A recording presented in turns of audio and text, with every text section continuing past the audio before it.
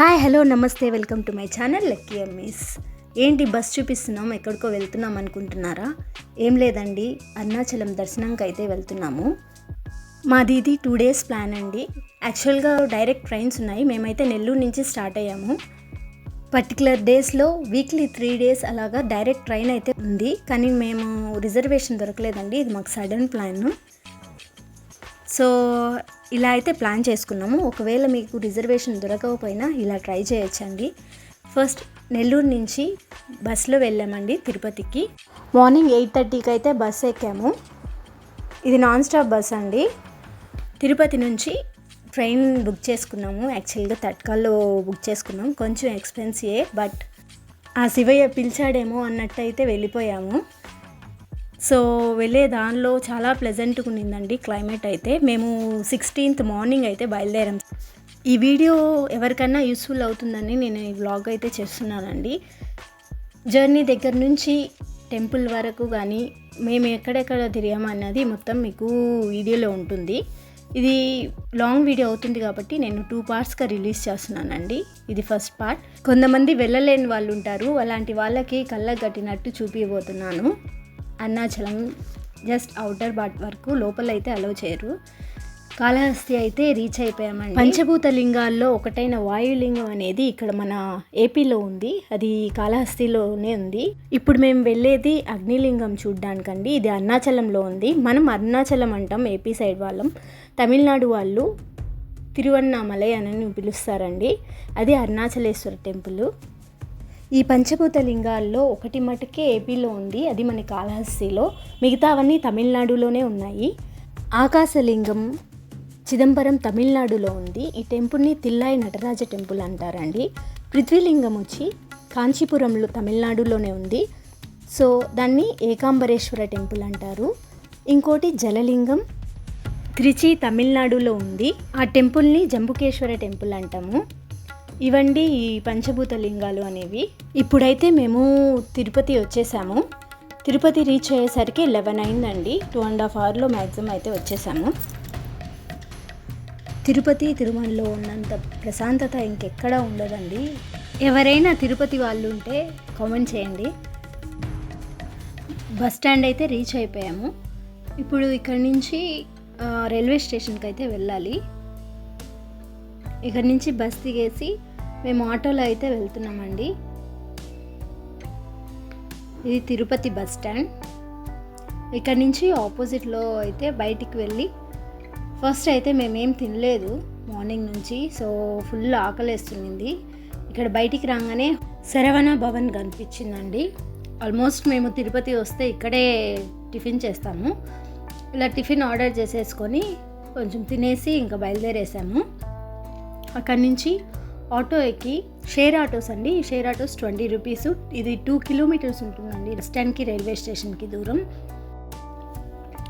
ఇంకా railway station దగ్గర దిగి ట్రైన్ కోసం అయితే వెళ్తున్నాము. మాది 11:55కి ట్రైన్ అండి. ఆల్మోస్ట్ మేము వచ్చేసరికి స్టార్టింగ్ పాయింట్ ఇదే కాబట్టి ఇక్కడే ఉంది. ఇంకా ట్రైన్ ఎక్కేసి బర్త్ చూసుకొని కూర్చున్నాము. ఆల్మోస్ట్ మాది అప్పర్స్ 2, మిడిల్ 1 వచ్చింది.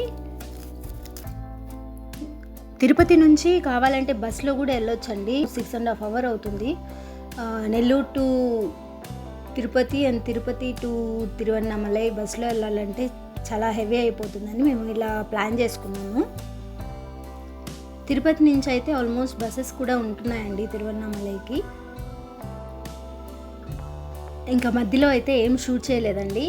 ఇంకా డైరెక్ట్ తిరువన్నామలై రీచ్ అయిపోయాము. ఆల్మోస్ట్ 2:30 అయింది రీచ్ అయ్యేసరికి.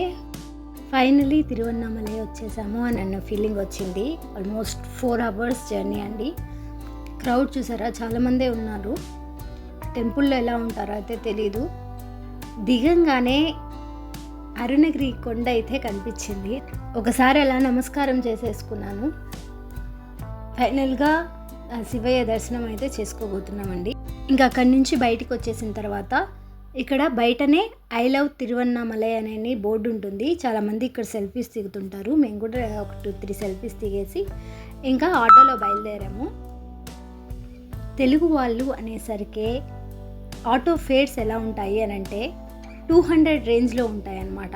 150 to 200 అలా ఉంటుంది స్టేషన్ నుంచి టెంపుల్ వరకు. కానీ మేమైతే షేర్ ఆటోలో వెళ్ళాం. ఓన్లీ పర్ హెడ్ 30 రూపీస్ అయితే తీసుకున్నారు.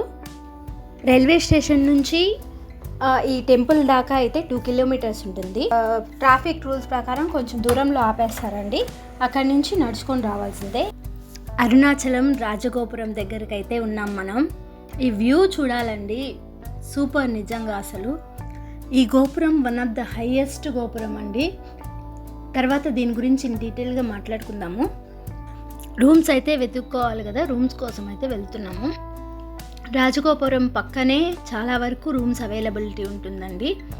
కానీ చూసాం, కానీ మాకేమంత నచ్చలేదు. చాలా స్పేసెస్ చాలా తక్కువ. రూమ్స్ రెంట్ వచ్చి రూమ్ని బట్టి 1000 రూపాయల నుంచి 2500 వరకు కూడా రూమ్స్ అవైలబిలిటీలో ఉన్నాయి. ఇది మేము చూస్తున్న రూమ్ 1500 అండి. చాలా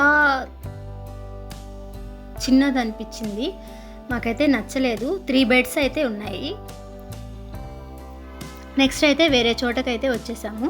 ఇది దీపం రెసిడెన్సీ గుడికి దగ్గరలోనే ఉంది. ఒకసారి ఇది చెక్ చేద్దాము అని చెప్పి వెళ్తున్నాము. ఈ దీపం రెసిడెన్సీ నుంచి గుడి కూడా కనపడుతుందండి దగ్గరలోనే. గిరి ప్రదక్షిణ అనుకున్నామండి, అది చేసి మళ్ళీ రూమ్కి రావాలంటే లాంగ్ తీసుకుంటే ఇబ్బంది అయిపోతుందని మ్యాక్సిమం దగ్గరలోనే తీసుకోవాలనుకున్నాము.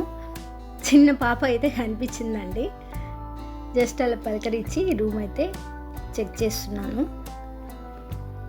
పర్లేదండి, బాగానే ఉంది అనిపించింది. ఏసీ కూడా అవసరం లేదు, మేము వెళ్ళిన క్లైమేట్ అలా ఉంది. సో ఇదైతే ఫిక్స్ అయిపోదాం అనుకొని లగేజ్ అంతా సార్ట్ చేసేసుకొని కాస్త అట్లా ఎక్స్ప్లోర్ చేద్దామని బయటికి వచ్చాము. చూసారా అండి, ఆ గోపురానికి ఎన్నో బర్డ్స్ అయితే ప్రదక్షిణ చేస్తున్నట్టు అనిపించింది మాకైతే. నెంబర్ ఆఫ్ బర్డ్స్, అసలు చూడ్డానికి చాలా బాగుండింది. మెయిన్ ఈస్ట్ గోపురం దగ్గర కాసేపు అలా ఉండి అలా ఎక్స్ప్లోర్ చేస్తున్నాము. ఇదేనండి అరుణాచలం ఈస్ట్ గోపురం. ఇలా ఇక్కడ 4 గోపురాలు ఉన్నాయి. ఈస్ట్ గోపురం, వెస్ట్ గోపురం, నార్త్ గోపురం అండ్ సౌత్ గోపురం. అలానే ఈ ఈస్ట్ గోపురంని రాజగోపురం అని కూడా అంటామండి. ఈ గోపురం వరల్డ్లోనే 3rd హైయెస్ట్ గోపురం అండి. దీని హైట్ వచ్చి 216.5 ఫీట్స్ ఉంటుంది ఈ హైట్. అలానే ఫస్ట్ హైయెస్ట్ వచ్చి శ్రీ రంగనాథ స్వామి శ్రీరంగంలో ఉంది, అది 239.5 ఫీట్స్ అండి. ఇది ద మోస్ట్ హైయెస్ట్ గోపురం అది. తర్వాత సెకండ్ది ముర్దేశ్వర్ టెంపుల్ కర్ణాటకలో ఉంది, అది 237.5 ఫీట్. ఇది 3rd హైయెస్ట్ అండి. అన్నామలై టెంపుల్ అంటారు దీన్ని. ఇదండి నెల్లూరు నుంచి అరుణాచలం జర్నీ.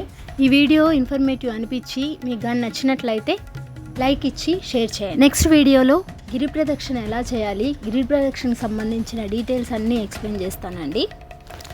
ఓం నమః శివాయ. హర హర మహాదేవ శంభో శంకర.